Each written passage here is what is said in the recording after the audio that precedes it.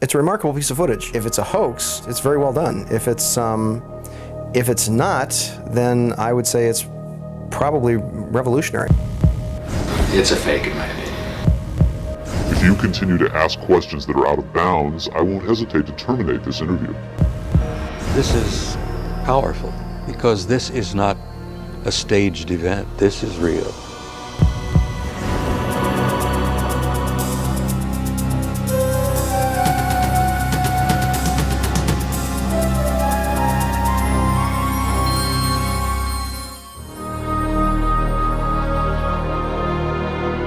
Interest in UFOs and Area 51 is at an all-time high. Last year, a highly rated TV special and best-selling home video purported to show an actual autopsy of an alien being from the famous Roswell, New Mexico crash of 1947. Many people and even some experts believed that autopsy footage was genuine. If that was indeed the body of an alien being from another world, could the footage in this program be the world's first hard visual evidence of an actual living and breathing alien being? An alien being communicating in an interview with a highly covert arm of the US government? If the footage we're about to show you is genuine, then this could very well be the most important video in the history of mankind, proving once and for all that we are not alone.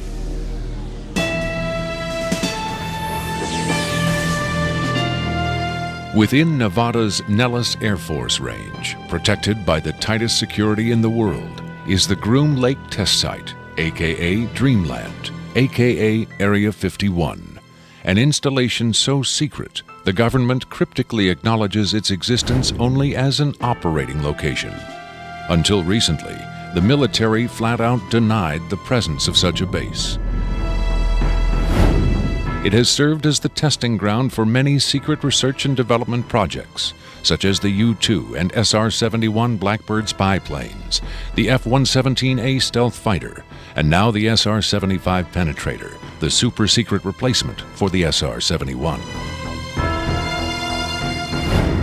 Every morning, a select group of specialists with high security clearances, some reportedly as high as 38 levels above top secret, arrive at McCarran Airport in Las Vegas to be flown to Area 51 aboard a Boeing 737. From the time they leave the ground until they return to Las Vegas at the end of each working day, they enter a world no outsider can ever truly know, except through rumor and the occasional shocking revelation. In 1989, a physicist named Robert Lazar went public with the stunning claim that the United States government was test flying disc-shaped aircraft of extraterrestrial origin at Area 51. Interviewed in silhouette by a Las Vegas TV reporter, Lazar, calling himself Dennis, claimed to be employed at a site on the outskirts of Area 51 known as S4, where he was part of a team attempting to back-engineer the saucers to discover the secret of their advanced propulsion system. It was a very sleek, thin-looking, flying saucer-shaped craft. There were 9 total. I only got to essentially work, back engineer, or analyze one of the craft. It's very plain. It's all one solid color, a grayish pewter color, the same color as the outside of the craft. There are no sharp corners anywhere. Every device in the craft, the seat, the amplifier housings, everything has a rounded corner on it, almost as if it was all fashioned out of wax and then slightly melted, so everything curved, even where the ceiling meets the floor on the end. Everything has a curve to it. Very, very plain, very wide open, very impractical use of space. And there are 3 levels. The lower level houses the amplifiers themselves that swing, the 3 of them.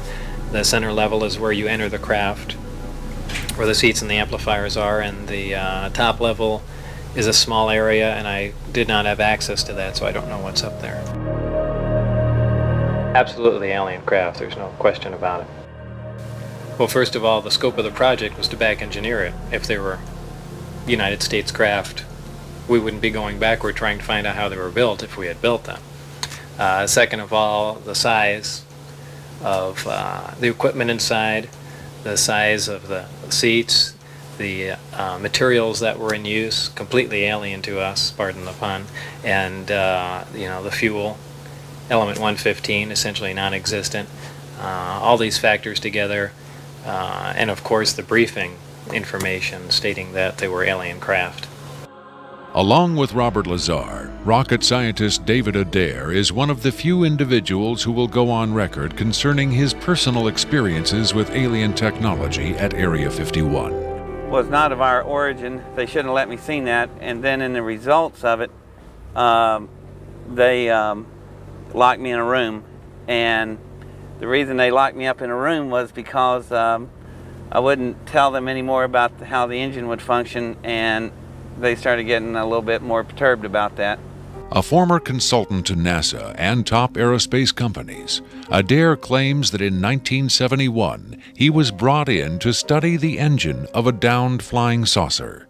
What I was looking at was a technological marvel of its time, and it was a magnificent thing to see sitting there, and the whole situation just started really getting me more angry than anything, because the fact that they could sit on such a hunk of technology and not tell us about it.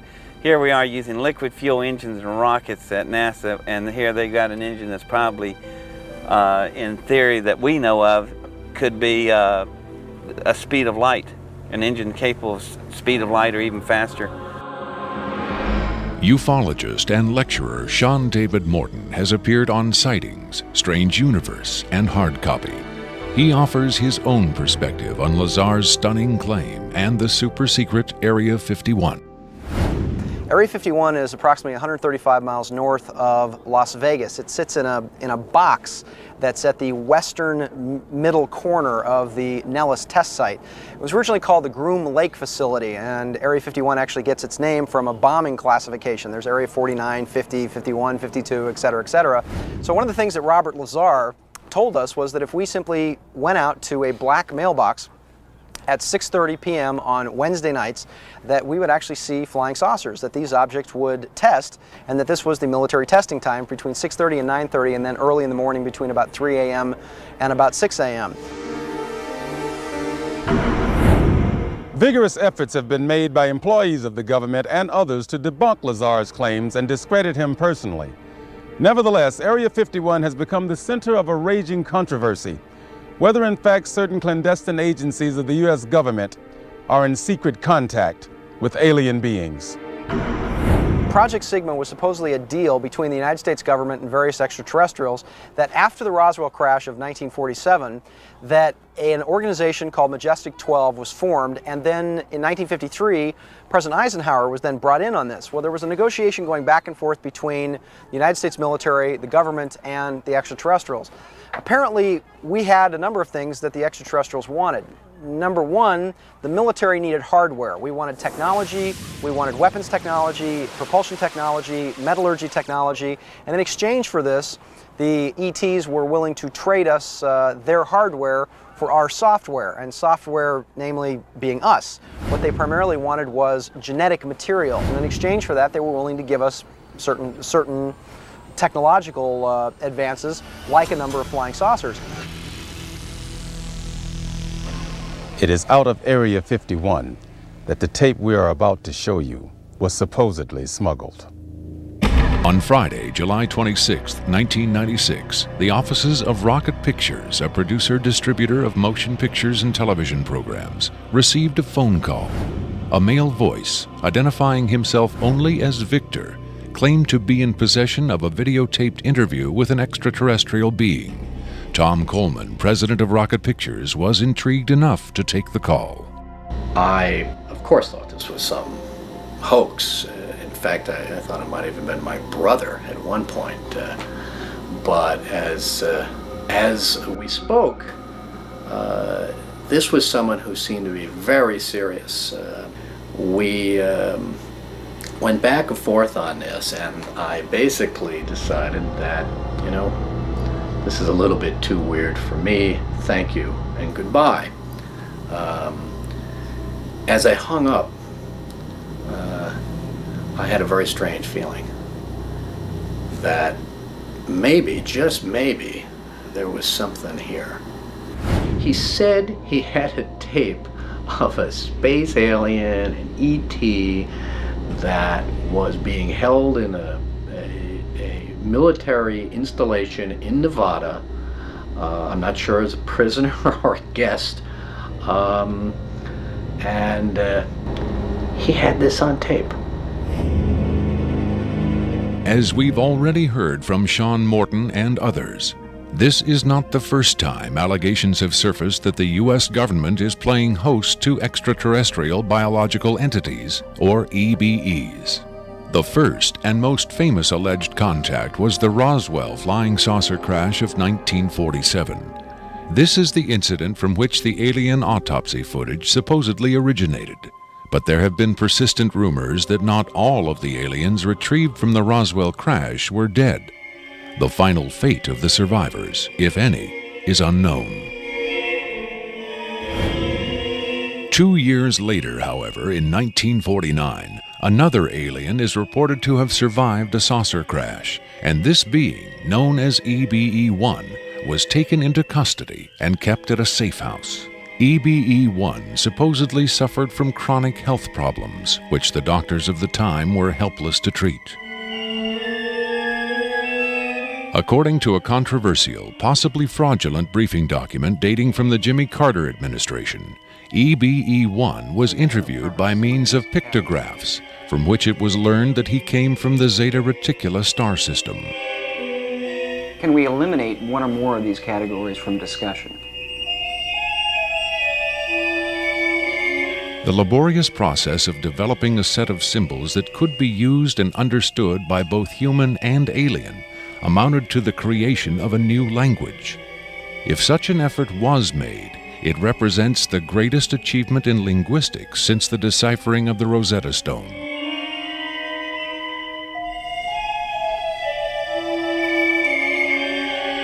That such an achievement would be kept secret illustrates the hysterical paranoia of the time as the Cold War intensified under the threat of nuclear annihilation.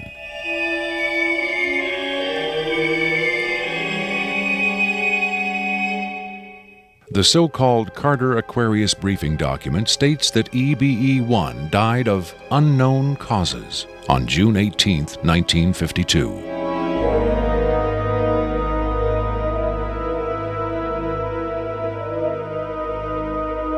Skeptics who doubt the authenticity of the Carter Aquarius document find it unbelievable that highly advanced alien beings would allow one of their own to die under the primitive medical care of a species that had barely begun to conquer its own diseases.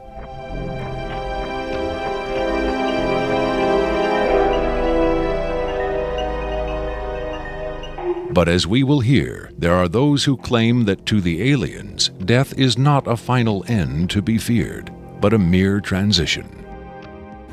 It was in the late 40s and early 50s that the U.S. government's policy toward UFOs was formulated. Publicly, there was Project Blue Book, which made a great show of gathering data on all the major UFO sightings, finally declaring them all to be hoaxes, mass hysteria, or swamp gas. But secretly, there may have been another policy at work. Over the years, several documents have come to light which seemingly confirm that a clandestine group, Operation Majestic 12 Group, aka MJ-12, was formed by special classified presidential order on September 24, 1947, for the express purpose of gathering information on UFOs and extraterrestrials, while at the same time keeping such information not only from unfriendly powers, but from the American public as well. If indeed Area 51 has become the nation's repository for alien technology and possibly alien visitors, then the extra-constitutional justifications for such secrecy were developed in the MJ-12 Group's planning sessions. James B. Forrestal, Secretary of Defense under President Harry Truman, is widely accused of being the mastermind behind the creation of MJ-12. Once created, Majestic may have expanded its mandate beyond what Forrestal had intended. Whatever secrets Forrestal may have known concerning flying saucers and alien visitors, that knowledge died with him when in 1949 he mysteriously plunged to his death from a window at Bethesda Naval Hospital. Though he was being treated for depression, many UFO researchers doubt that his death was a suicide and point to the sinister workings of the possibly mythical MJ-12, which in their hypothesis may have been protecting its secrecy from a man who had come to believe the people had a right to know. As late as 1989, according to Bob Lazar, the identification badges at Area 51 read MAJ for Majestic. In December 1994, a document purporting to be the Majestic 12 Group Special Operations Manual was leaked to a noted UFO researcher. It contains the following directive under the heading Isolation and Custody. EBEs will be detained by whatever means are necessary and removed to a secure location as soon as possible. There follows this disturbing amplification. Although it is preferable to maintain the physical well-being of any entity, the loss of EBE life is considered acceptable if conditions or delays to preserve that life in any way compromise the security of the operations. From the beginning of the UFO age, it seems, secrecy was always the government's prime directive. In 1988, another anonymous government source, codenamed Falcon, claimed that a second extraterrestrial biological entity, EBE-2, voluntarily became a guest of our government, allowing himself to be examined and interviewed. In this scenario, Area 51 became, for a time at least, a sort of extraterrestrial embassy, the setting for mankind's first attempt at diplomacy with beings from another world. Different sources disagree as to how communication was established.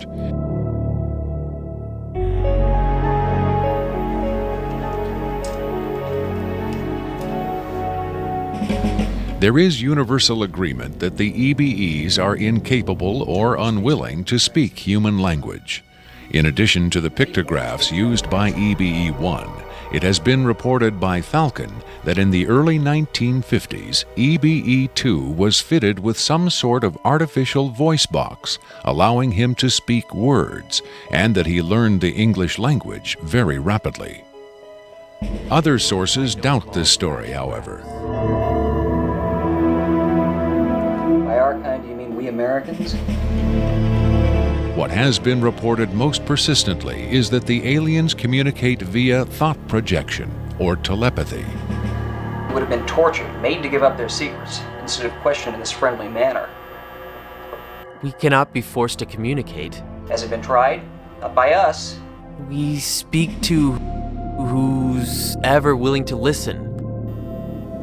The idea of telepathic communication with alien beings carries with it the same doubts and controversy attached to telepathy itself. Do the practitioners of this ancient art really have the ability to read minds? Or are they crafty charlatans who simply tell the listener what he or she wants to hear? If the cynics are right, then the self-proclaimed telepaths recruited by the government in the 1950s were playing an astoundingly daring hoax by claiming to speak for the mute visitors from the stars.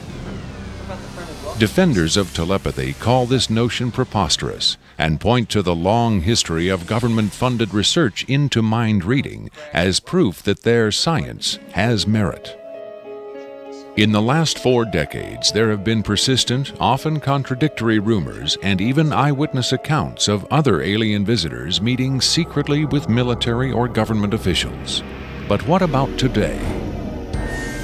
The Tester Corporation has recently come out with a model kit of Gray, the extraterrestrial life form, and a scale model of the so-called sport model, the UFO Bob Lazar says he studied at Area 51.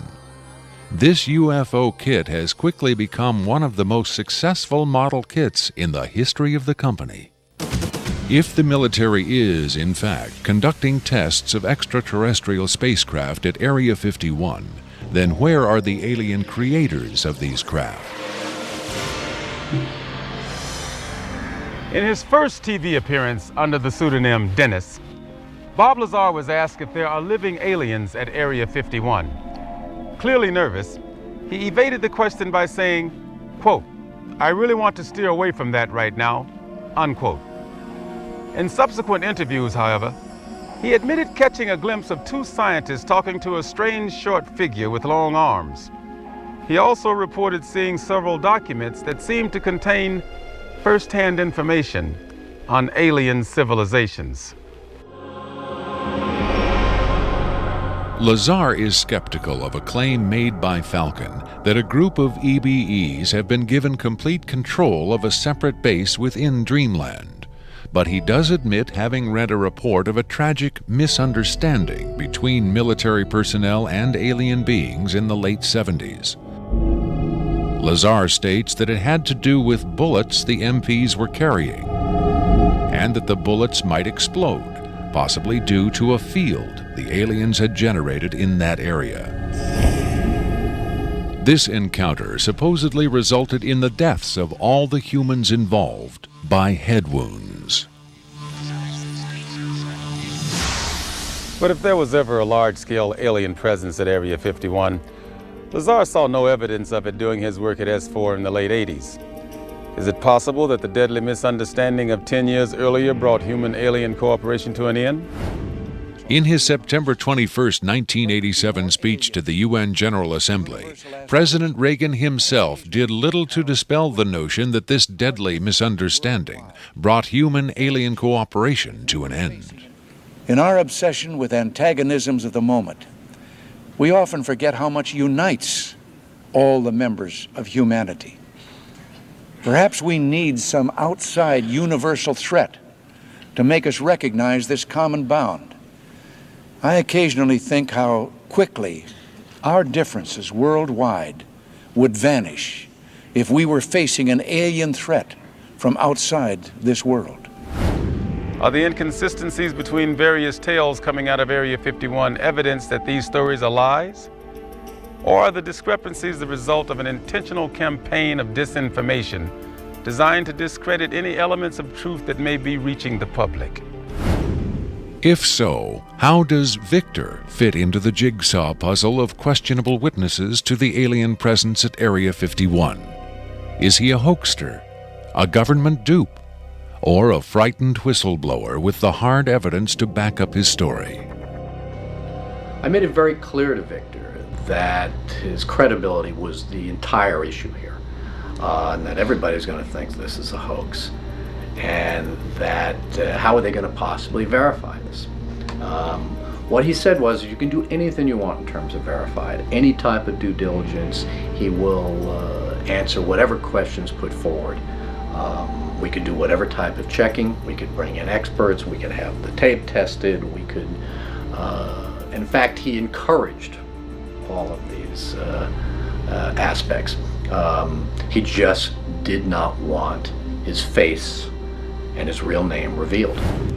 At Coleman's insistence, Victor agreed reluctantly to appear on camera, but only in disguise, in shadow, and with his voice electronically altered. The questions were agreed upon in advance, but during the actual interview, the discussion occasionally deviated from Victor's approved questions. What is your occupation at Area 51? I won't answer that. I have had reason to be present at Area 51, but I'm not going to clarify whether or not I was there as an employee. Are you saying you were there as a visitor? I'm not going to specify why or in what capacity I was there, only that I was there. Can you tell us how many times you were there? When I agreed to this, my fundamental ground rule was that I would not be asked to divulge personal data that might help pinpoint my identity. If you continue to ask questions that are out of bounds, I won't hesitate to terminate this interview. Are you saying that the number of times you were present at Area 51 is enough to pinpoint your identity? Any specifics will narrow the field of suspects. Of course, I could lie. Let's say I've been there 47 times, or anyway more than once. Let's turn to the tape itself. The copy you've supplied is not the original tape. No. Was the original at Area 51 when you copied it? That's out of bounds. Is it fair to assume that the copying of tapes at Area 51 is heavily restricted? You can assume anything you like. I would say that's a fair assumption. That's obvious. I will say that this tape was copied under special circumstances. Otherwise, copying it would have been impossible. Can you be more specific? More specific? Okay, I'm sure they've figured this much out already. Recently, there was a wholesale transfer of video documentation from analog tape to digital disk storage. In a couple of instances, this allowed data to leak from a highest security system to a less high security system. Even so, this particular tape was the only... I think that's about all I'll say about that. Was there something about this particular clip that made it more accessible to be copied? Not necessarily, no. Was there something about the content that caused them to file it differently or give it special handling? This interview was terminated. The interview resumed only after a discussion of the ground rules. Have you personally seen the alien being that appears in the tape? Yes, I have, but I stress I was not necessarily present at the interview session that appears on the tape. I'm not going to be specific. I may have encountered the being at another time. What can you tell us about the alien interview we're about to see? This one is rather recent, very late in the series. The interview process has been ongoing since the being arrived, which was in 1989. Approximately twice a month, they sit it down for a session that generally lasts from 3 to 5 hours. If they try to go longer than that, or if they schedule the sessions more frequently, the being becomes unresponsive. There's a fair amount of infighting among the scientists from different disciplines to get their questions asked. What has the alien revealed? Various minor technical details of the saucers. The physicists and engineers are frankly frustrated. They feel the being is withholding information. Possibly concepts are getting lost because all the information has to come through a telepath. But also it may be that the bulk of their scientific knowledge is just too advanced to be translated into our primitive conceptual framework. It's analogous to if a human scientist were to try to translate quantum mechanics into the grunts and screeches of a chimpanzee. That's not a very flattering comparison. Frankly, there's a high attrition rate for scientists in the program. You'd think they'd be energized by the challenge, but a lot of them take the ego deflation very hard when they find out not only how much they don't know, but how much they aren't even capable of understanding. What else has the alien communicated? Oddly enough, the being seems to have a much easier time communicating spiritual concepts.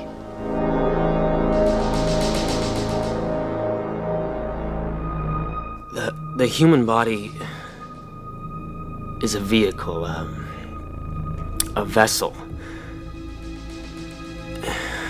The vessel must be maintained to serve the spirit with maximum efficiency. But a broken vessel can be replaced. The human spirit, or the soul, can have many vessels. Is the process natural or technological? Both are one.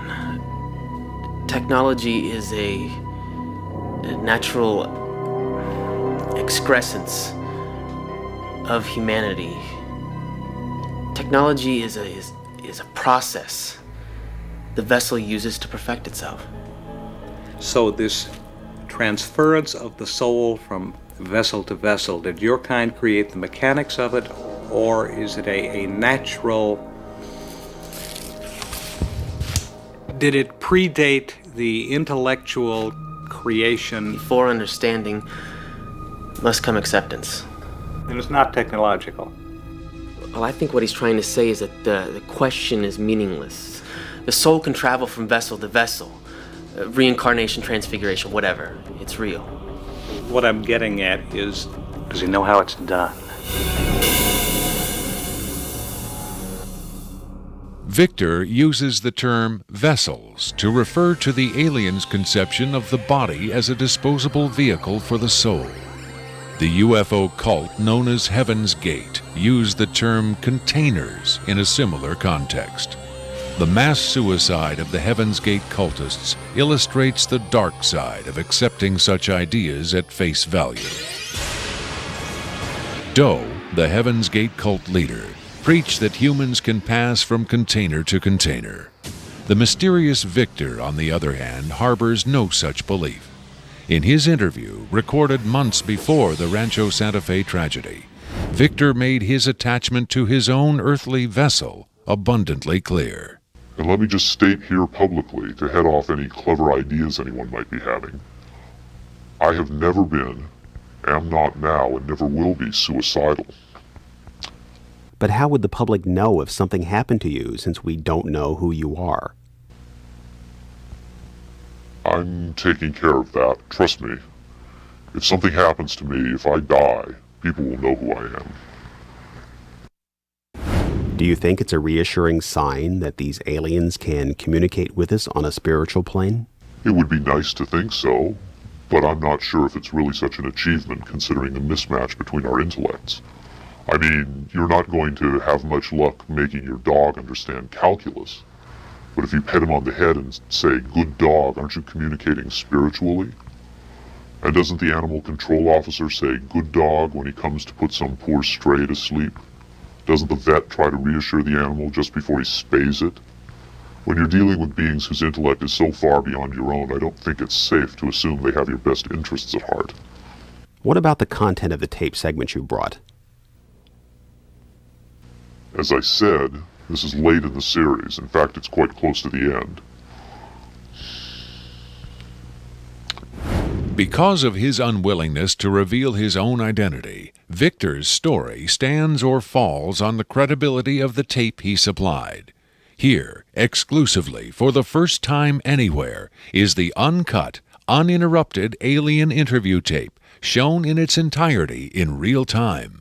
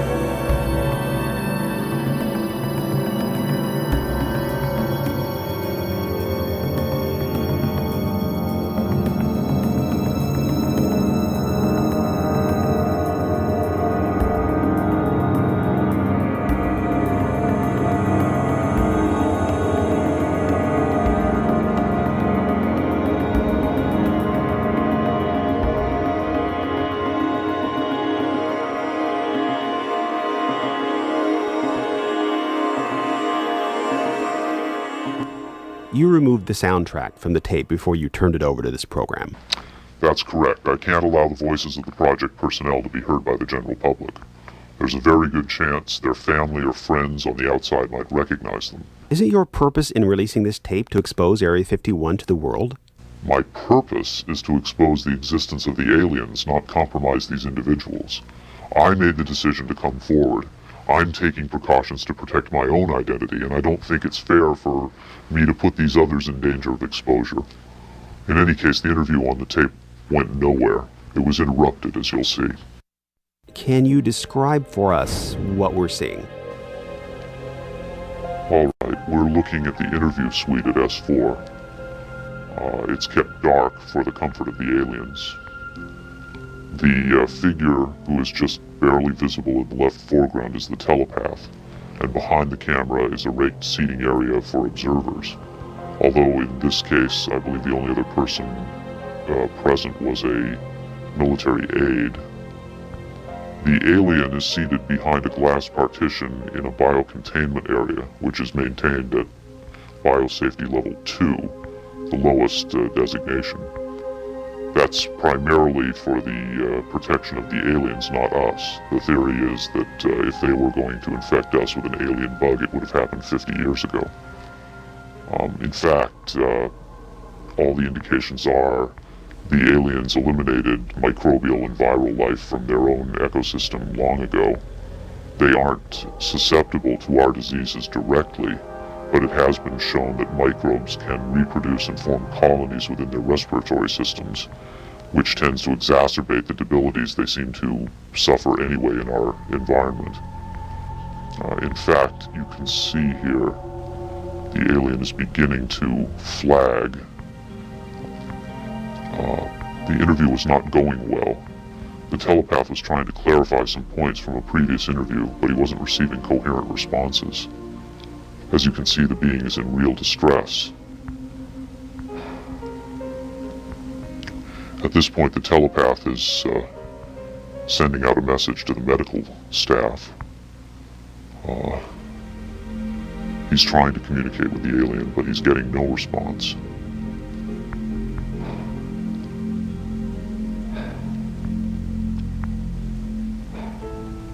There's very little he can do. There's no direct connection between his space and the biocontainment area. That's the aide stepping in on the right. The medical staff should be there by now. They're slow in responding. There they are. I have to say the medical personnel at S4 are less than first rate. They tend to be selected for their willingness to keep secrets rather than their medical competence. By the way, he's not shining that light into the eyes. It looks that way, but in fact he's checking for hemorrhaging around the eye sockets and in the nasal cavity. I'm sorry. It's very hard for me to watch this.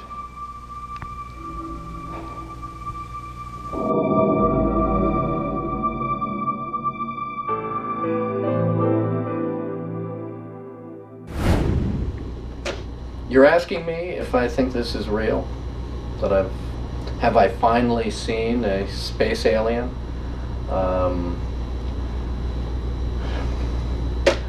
I don't know. But I do know this. I know that this is not a tricked up version like the Alien Autopsy. It doesn't attempt to distract you away from the alien. It doesn't have that cinema verite, black and white. It doesn't go to great lengths to try to fool the audience. It's straight ahead. It's an alien on tape. Pretty much the way you'd probably film it. The point is this: what if it is real? In evaluating the authenticity of the alien interview tape, the logical place to begin is with the videotape itself. What can the technical details of this recording tell us about its origin? Rocket Pictures sent Victor's original tape to the Phoenix laboratory of renowned image analyst Jim Delatoso. Using the most up-to-date digital technology, Delatoso tried to determine the tape's authenticity. I've been exploring, looking at different aspects of the image itself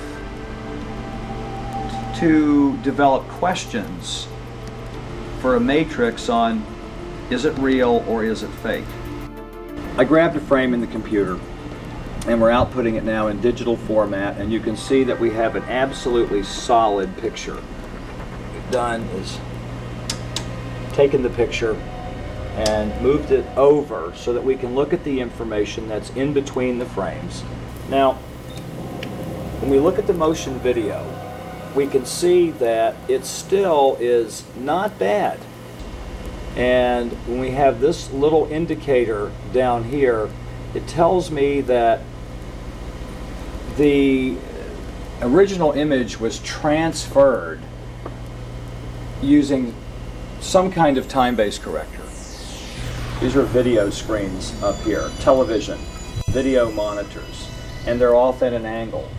If this was shot using a video camera with lines on it, we would see moire patterns up there, and we don't see the moire patterns. So there's a probability that this was shot originally on film, possibly a film stock like 7252 or 7247, depending on the lighting. The idea that these images may have originated on film is in direct contradiction to Victor's statement that the interview was shot on video. On closer inspection, Della Toso decided the images could indeed have been recorded by a video camera under certain specific conditions. In this case, I get the sense of it that this was originally created using either film, transferred telecine to beta, and then this is the third generation, or it was taped under very low light conditions with the video gain boosted probably 12 dB. Even the emotionless analysis of a computer cannot provide a definitive answer. Della Toso's efforts yield tantalizing hints, but in the end they only increase the mystery. One of the key things about this creature are its eyes. Like the other experts, video analyst Jim Della Toso was emotionally affected by what he saw. He took the tape very seriously and offered this personal opinion. If someone faked this, I don't like these people. I think it's a bad thing for people to do, because if extraterrestrials come here, it's an incredibly important thing to understand who they are and why are they coming here. If this is not faked, I think we've got a glimpse here of a sense of communication with someone who came from a long distance away. When asked his opinion of the alien interview, Adair was careful to answer only in terms of his own experiences. If you're referring to the film where it's aliens being interrogated at Area 51, I don't know. I've never seen a UFO in my life. I've never seen aliens pickled in a jar or anything like that. But I know I saw an engine that wasn't from our terrestrial technology. If you look at an engine like that, it came out of a craft. If it come out of a craft, then that craft has occupants. So it's very logical to assume then that those occupants could still be here and they could be interrogating them, or they could have downed another craft since 1971. Makeup artist John Criswell has provided special effects creatures for many Hollywood motion pictures and television shows, such as Spaced Invaders and Babylon 5. Hired by Rocket Pictures to create the aliens for the recreation segments of this program, Criswell was very interested to finally see the real thing. By Hollywood standards, I would say it's a pretty decent puppet. Well, to be honest with you, I would love to buy this being real, but it's probably a hoax. Well, I think this is a really cool design, and it's a great concept, but I think I could have done better. Whoever did this, I mean, they could have a job in Hollywood in a minute, no problem. This one has a much creepier quality than the alien autopsy tape, I think. That one I definitely didn't buy just because of the way it laid on the table. There was a couple of things. This actually, whoever did this was, or if someone did this, they were very clever because it it hides a lot of stuff. So that's what makes me kind of disbelieve it a little bit. But, you know, who knows? Criswell thought the alien exhibited movements that would be difficult to fake. There are moments when this looks very real, and I don't know how they did certain little things about this. So right when I would say that it's definitely a puppet, he moves a certain way, or he'll lift up in the frame and all that, and all these little things are important to the to the character of him. Academy Award winner Rick Baker is one of Hollywood's reigning masters of makeup effects. He transformed Eddie Murphy into a 300-pound man for The Nutty Professor and has created monsters for countless films, including An American Werewolf in London and the UFO-related Men in Black. Baker dismissed the tape as a fake. Yeah, this doesn't fool me. I don't buy this. I think this is a puppet, and you've got a table in the foreground that's hiding the rest of its body. You've got some kind of, whatever that instrument is in the foreground, it's hiding. It's also lit very mysteriously. I think if you were going to record this alien, you would want to see it, and you wouldn't want to hide it behind a table, and you would light it in a way that would show up much more than this. And this particular movement, this head-jerking movement here especially, looks very puppety to me. It looks a little overdone and very much like a guy with his hand inside this thing maneuvering it. I guess he's supposed to be ill here. Is that what's going on? It just looks like they went to a great deal of effort to hide as much of the anatomy other than the head on this puppet, and I just don't buy it. I would be willing to stake my reputation on the fact that I think this is a hoax. It's very interesting to see, though. In Baker's opinion, there was no controversy at all. It's a fake, in my opinion. We could build better. We have built better, actually. UFO expert Robert Dean, on the other hand, had no doubt whatsoever that the tape was authentic. This is powerful because this is not a staged event. This is real. In the 1960s, Robert O. Dean served as an Army intelligence analyst at NATO headquarters in Europe, where he claims to have seen first-hand evidence of alien beings and their artifacts. Retired from the Army, he is now a highly regarded UFO researcher and analyst. Dean was asked to view the tape and offer his expert opinion. They're treating him like a piece of livestock, wiping his lips. Calling on his own first-hand experience for comparison, Robert Dean was stunned and moved by what he saw. That breaks my heart.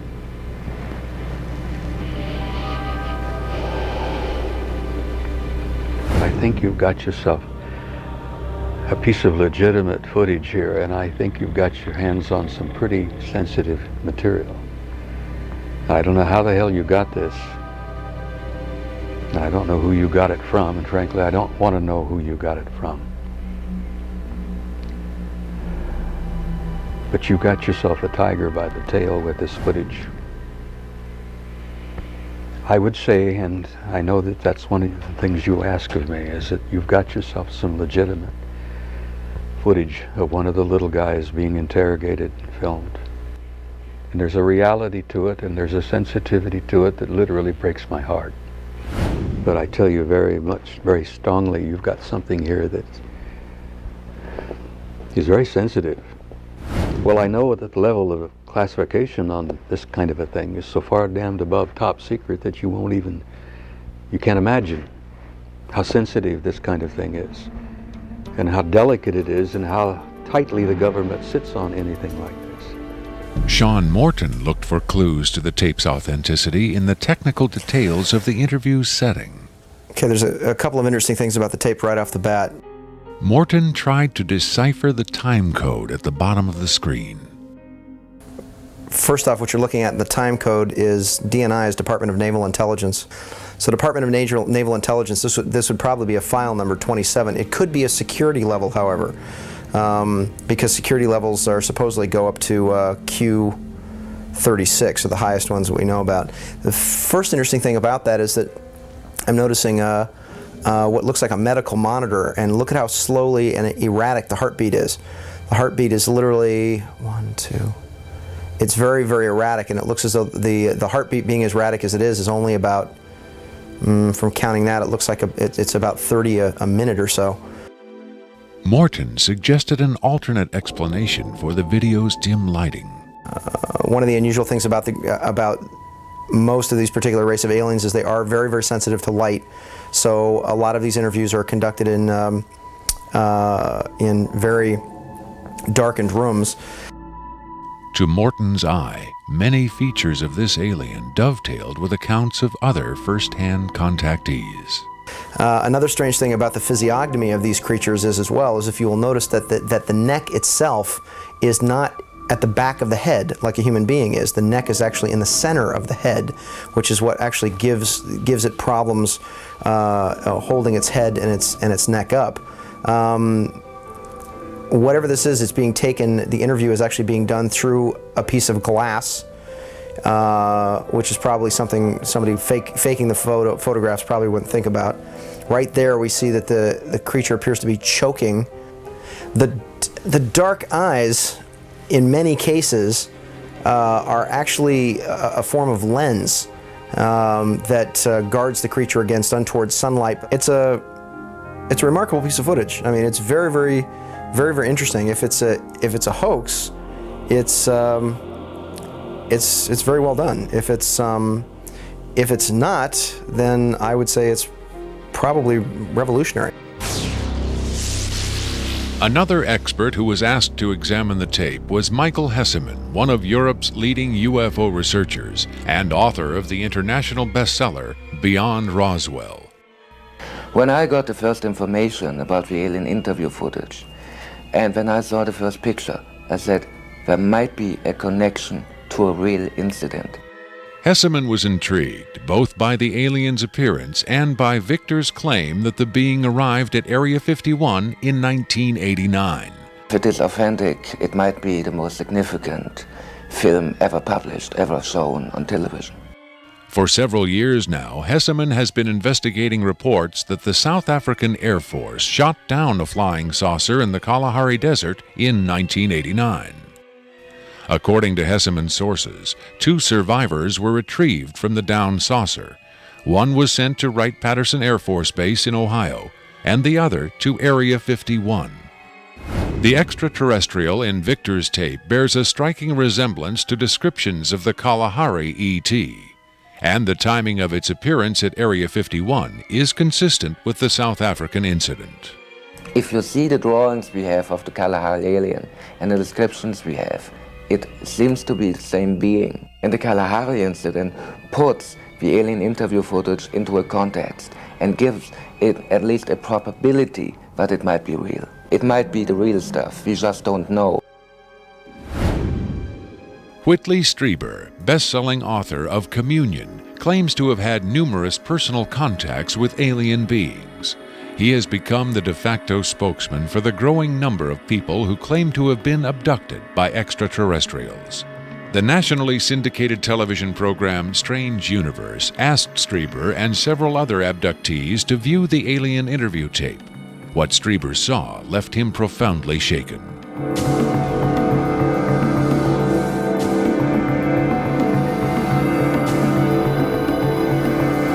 Strieber would not agree to be interviewed on camera for this program, but on Strange Universe, he had this to say.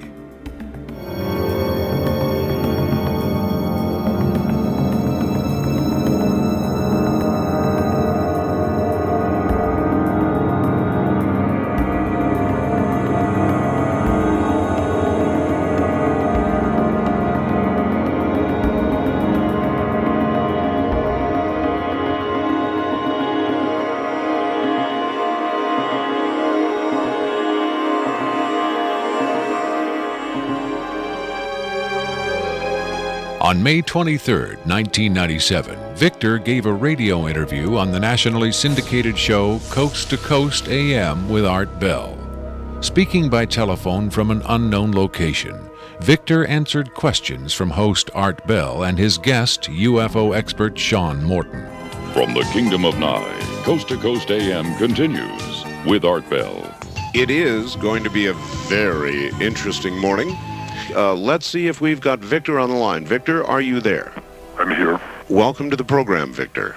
Afterwards, this is what Bell and Morton had to say about Victor's credibility. What a hell of an interview, huh? Boy, oh boy, talk about making history on the radio. It was, as far as I could tell, he answered every question properly as far as exactly where the locations are, to the descriptions of the the transports, the 737s, to the CTS-43s, the retinal scans, the 5 levels at S4. A veteran of countless controversial interviews, Art Bell still found himself impressed by his encounter with Victor. In the first, I think, half hour, I sensed that I was getting a kind of a runaround, or that I was not satisfied with the quality of the answers that I was being given. But as the interview progressed, and Victor, to some degree, began to relax, I began to get a different sense, and that was that he was telling me the truth. I think Victor was scared. I think Victor really is scared. And so my judgment of the interview after about the first, maybe 20 minutes, half hour, is that we began to get some real information. It was a significant milestone. There's no question about that in broadcasting.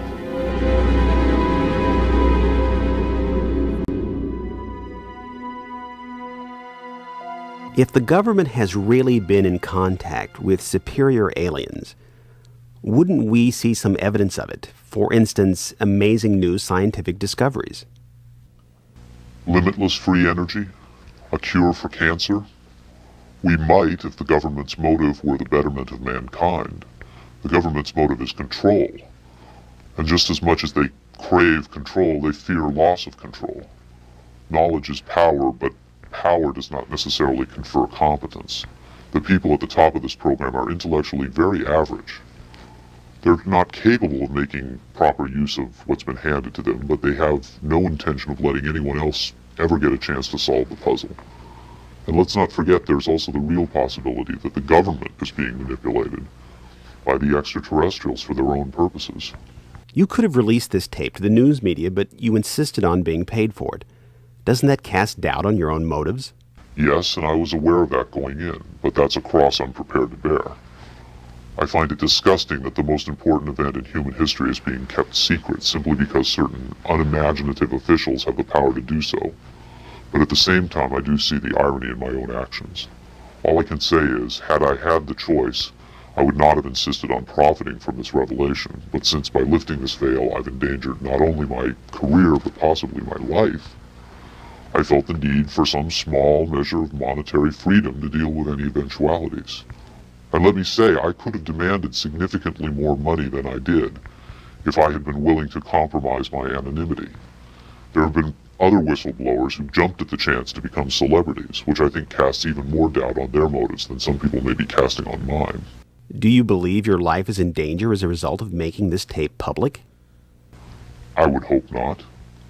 I would like to think my government is a little more civilized than that, but at the same time I don't intend to give them the chance to prove me wrong. At any rate, to a certain extent, I'm counting on being disbelieved. Obviously, they would like me to be perceived as a hoaxer. If something were to happen to me, if I should die suddenly in a freak accident, it would obviously lend credence to my story, and I assume they understand that and will act or not act accordingly. Why should anyone believe this tape is authentic? Use your own judgment. That's all any of us can do. There's been so much secrecy and disinformation over the last 50 years that it's become impossible to prove anything in the face of official denial. Of course, the flip side is nobody really believes anything the government says. Robert Dean heads a growing movement lobbying Congress to release former NASA intelligence and military officials from their security oaths so they can talk openly about U.S. involvement with UFOs and aliens. As early as '49, your government knew we were dealing with extraterrestrial intelligence. And then it sort of blew up more and more. Every year there were more discoveries, more conclusions, more contacts.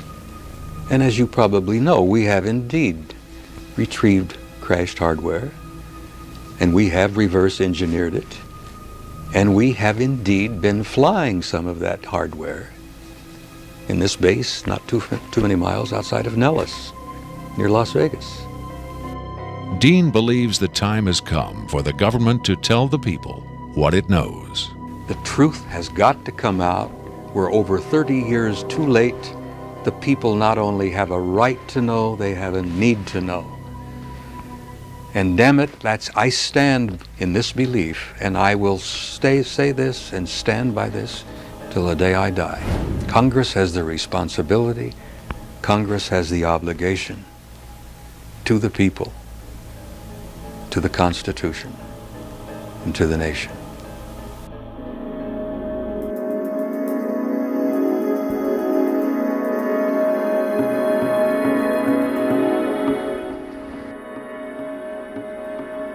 Did this alien die? I can't answer that with certainty. I do know the interviews came to an end. Whether the being died or was retired, and I don't mean that in the spy thriller sense of having it killed, I mean retired from the interview process. I just don't know. I'm fairly certain it didn't go home, at least not in the physical sense.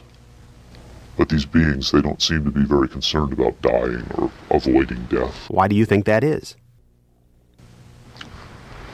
Maybe they know what comes after death with more confidence than we do. Maybe there's another vessel waiting for them on the other side. The other side? Yes, which may in fact be where they come from in the first place. I've heard the claims that they come from Zeta Reticula or the Pleiades, but it hasn't been established that they come from out there at all. Their saucers may not travel through space as we know it. They may fold in from another dimension, another reality. You make them sound almost supernatural, like angels or devils. Supernatural is just a term for aspects of nature we don't understand. For many people, they certainly do serve the functions of both angels and devils, forces we can't comprehend. Have you had enough of me? I think I've earned my money.